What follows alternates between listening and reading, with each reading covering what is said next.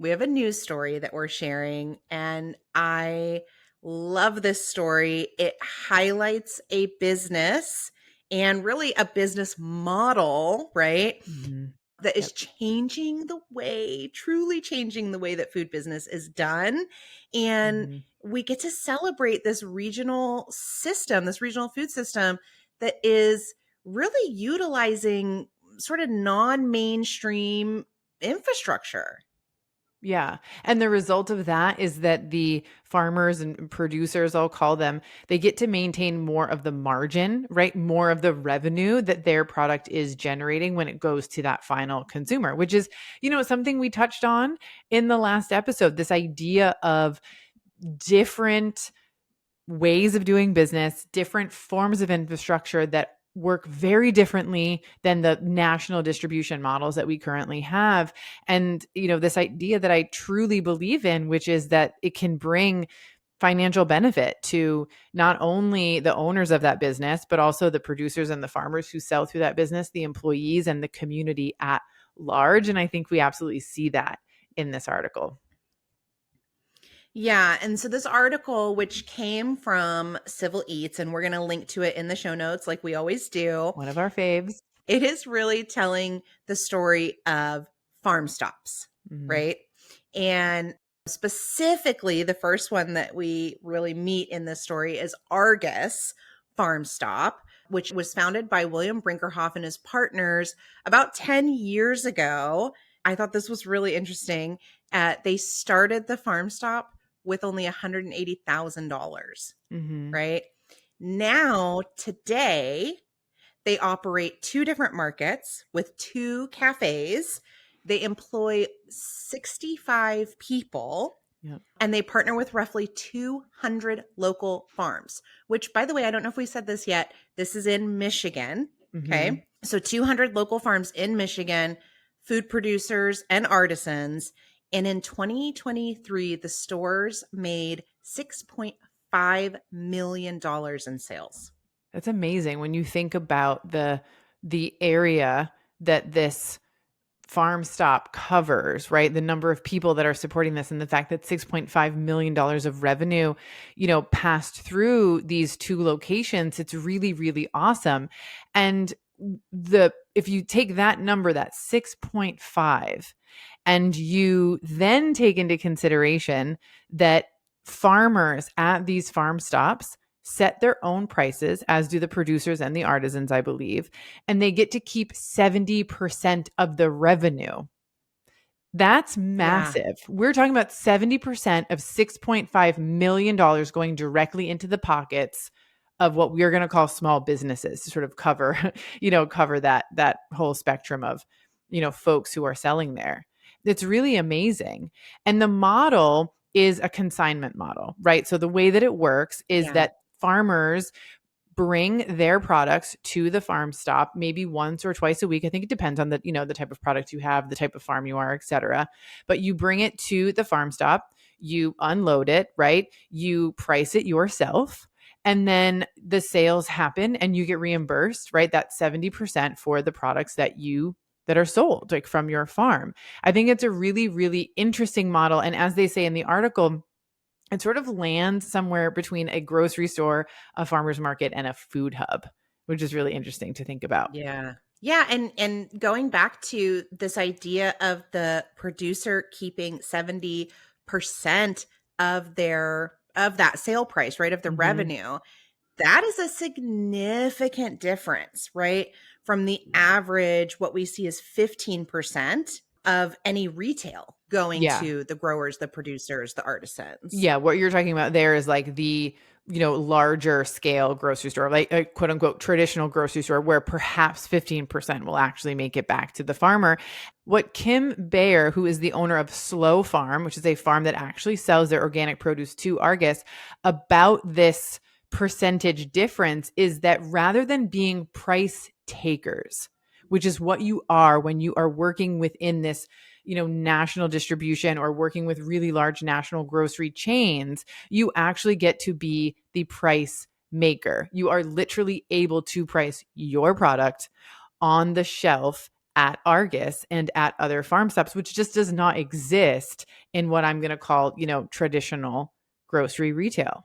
Yeah. And like you said, these farm stops, this model is kind of, as you said, between retail, farmers market, food hub, but Mm-hmm. they do operate differently on that consignment sort of model. It's something where, like, for example, with a farmer's market, right? It allows the farmer to not have to be Yeah. there in order to sell their product. Yeah. There are limitations, right? To every model is going to have a bit of a limitation, right? So the advantage of being at a farmer's market is you get not even 100% of the revenue, because you still have to pay a percentage to the farmer's market, right? But you may perhaps get to keep more than 70%. You usually do. But you have to be there as the farmer on site, right? Or you have to hire a representative to be there on site. You've got a truck, that's brought your food down. You're spending several hours there. There's a long distance that a lot of farmers have to travel. We talked about that in a prior episode, right? Where it's a lot of Mhm. hard work. It's, if you've got farming to do, it's difficult to be off farm for several hours a day, right? Several days a week. And so the farm stop model really alleviates that kind of pressure and that sort of need to be off farm for such a long time, which I think is a really great step forward in thinking about how we can get locally grown food to more people. Yeah, and Brinkerhoff's actually quoted in the article talking about the struggles of a small farmer. He said that too many small farmers quit because there isn't enough money and it is too hard. And that he says we are trying to change that narrative to make it sustainable economically to be a small farmer. Yeah. If you think back to that news article we talked about in terms of dairy farming and how the number of dairy farms was shrinking, but then the size of dairy farms was growing, right? We see that same thing Yeah. happening in non dairy farms. But the impact of Argus goes beyond putting more money into the hands of farmers, producers, and artisans. It's actually resulting in the acreage of farmland in Washtenaw County where Argus is located. So you've got this region that is going against the standards, sort of what we are typically seeing across the country. And I think that you can absolutely point to Argus and the work that they are doing as a catalyst for that positive change, which is really thrilling. Yeah, it's exhilarating, and I think though, Sarah, we do have to talk about here because with every change, right, with Mhm. every change maker Yep. comes obstacles that we Yeah. have to learn how to get through, right? And so I think creating this sort of alternative food system comes with its own set of Mhm. obstacles, namely regulatory Yeah. obstacles. Yeah. Can you talk a little bit about that? Yeah, I mean, listen, rules and regulations are in place typically to protect people, right? But one of the sort of unfortunate side effects of that is when you are creating a brand new system, a brand new infrastructure, the sort of old rules will apply to this new system, this new store type, and it can cause some issues. And the article points to an example in 2016 where the Michigan Department of Ag and Rural Development cited Argus for selling eggs from small farms that hadn't processed their eggs in a licensed facility. That is not Mm, allowed outside of farmers markets. So reportedly there was a complaint, and after that complaint, the department actually seized 90 dozen eggs from Argus, which is really sad. I've seen yeah. farm product, animals, get seized for rule breaking such as this, and that food goes to waste. The farmer, right, loses that investment. There's a lot of kind of unfortunate side effects of this. But on the positive side, in the weeks following that seizure of the eggs, the Argus founders actually went to work, started talking with, the local departments and farms and other experts, as well as elected officials, to find a way for unlicensed farms to sell directly to customers through Argus. And so it seems frustrating to think that you have to create a workaround, but listen, if that's what it takes to achieve your goals, then that's what it takes, right? So now farmers can bring their eggs to Argus and customers can pick their eggs up from Argus, but Argus cannot accept payment. And that was an acceptable solution to allow egg sales to happen and for Argus to be the conduit for it, which is great. But as you say, like nothing new comes without bumping up against some rules, some regulations, some misunderstandings in terms of like how things have always been done before and how we might want to do them now. But I think what's really positive is that Argus is now, you know, trying to grow beyond just this farm stop or these two farm stop locations, but to become a single point of contact for school kitchens in the community, right? And other types of organizations to come and get locally grown produce, dairy, eggs, et cetera, right?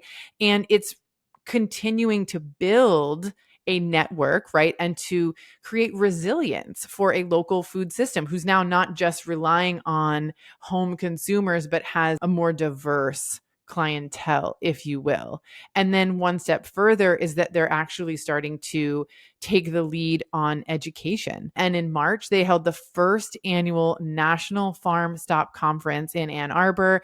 There were 120 participants from across the country, including representatives from communities who are looking to adopt the model, policymakers who are hoping to understand it more, and this is very exciting, senior representatives from the USDA. And this is big because the USDA needs to understand limitations, needs to understand Yeah. what people in communities like this are trying to do so that they can create support systems for the work, including grant funds. So I find like that tidbit of information that was sort of tucked at the end of the article to be really, really exciting.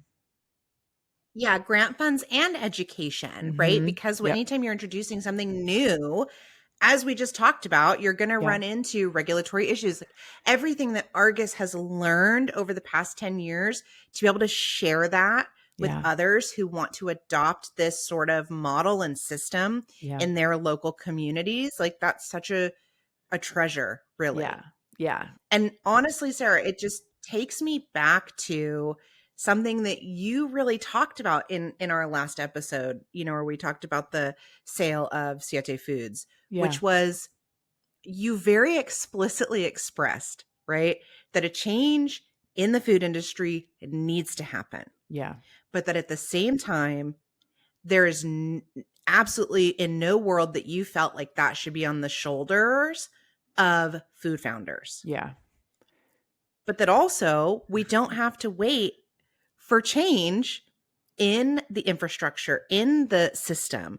Mm-hmm. And yeah, I think this is such a great example of that. Yeah, I think there are a lot of people who are waiting for the government to step in and do something. At the time we're recording this, we're waiting to hear on whether the FTC is actually, going to put a stop or if they're effectively putting a stop to the Kroger Albertson merger, and I think if we wait around for the government, we're never going to see the change that we want to see. And you're right. I don't think that the farmers, for example, should bear the responsibility of growing this good food and also creating the infrastructure. They don't have time. What's cool is that William and his partner, they have done the work. They have said, we recognize or we have an idea for how we can support these farmers, how we can create a system that is a new idea and that may work. And so let's give it a try. I also can't end this news story without saying that this is a very low tech way of going about Yeah. changing the food system. I think that there is a time and a place for tech, but as we've talked about many times here, Chelsea, food is physical. It takes people to grow food and to pick food, and it's an essential item. And no matter what, physical movement, human touch is going to be required in this food system. And so it's beautiful to see new ways of thinking that don't require expensive tech investment, that aren't relying on technology. They aren't radically trying to change the system, but they have tweaked the system and they have tweaked it in a way that is having a huge impact. And I just absolutely applaud Argus, their founders, their team, and the farmers and communities that are supporting it. I cannot wait to watch what happens and see farm stops grow throughout this country. Yeah, and I would just echo something you said at the beginning, which is, I love to see this movement Yeah. forward Mm-hmm. by looking backward. Yes. I love that.